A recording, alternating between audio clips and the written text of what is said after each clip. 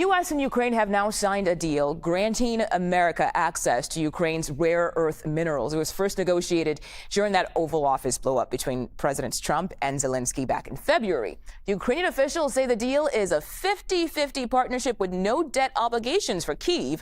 The two sides also agreed to establish a U.S. Ukraine reconstruction fund, which the two countries say will inject money into the economy of both countries. Here now is senior fellow at the Council on Foreign Relations, Heidi Crebo-Rediker. Thank you so much for joining us on 24/7 today.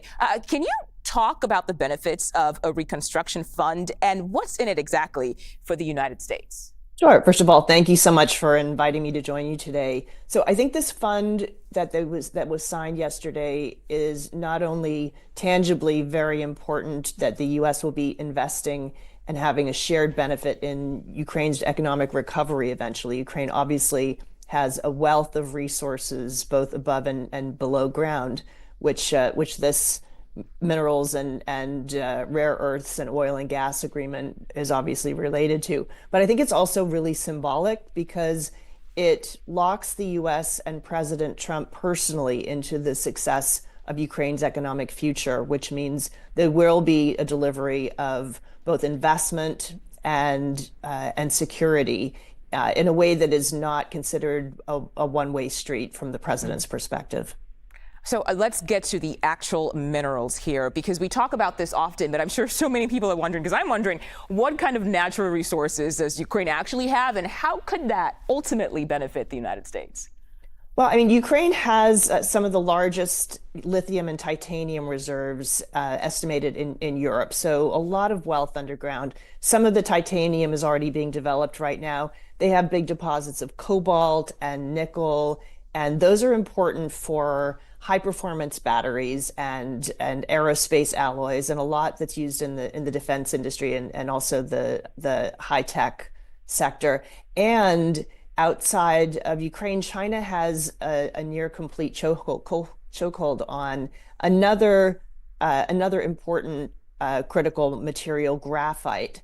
And so Ukraine is the fifth largest producer of graphite and also gallium, which is restricted by China right now in its export to the U.S. So it's really looking at the geopolitics and the geography and the geology lining up very well in the U.S. favor. Wow. Okay. So I guess in your expertise there, your opinion, do you think this deal lays the groundwork for expanding trade power for critical minerals in other countries as well?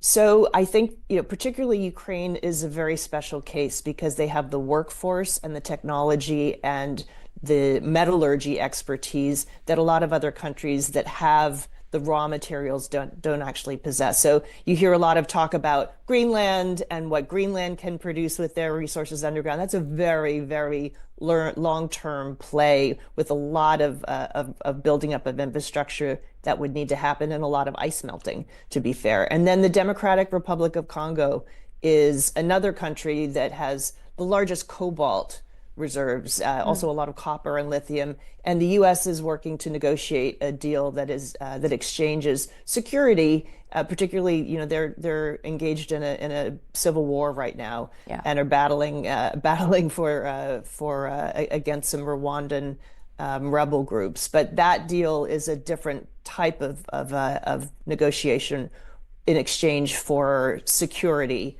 for access to mineral wealth in Congo. Ah, wow. Okay. Heidi Crebo-Rediker, thank you so much for your insight today. We really appreciate your time. Thanks for inviting me.